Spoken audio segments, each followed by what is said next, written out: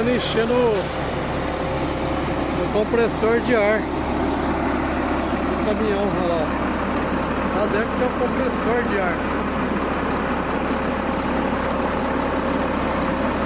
Olha isso. O caminhão tá parado.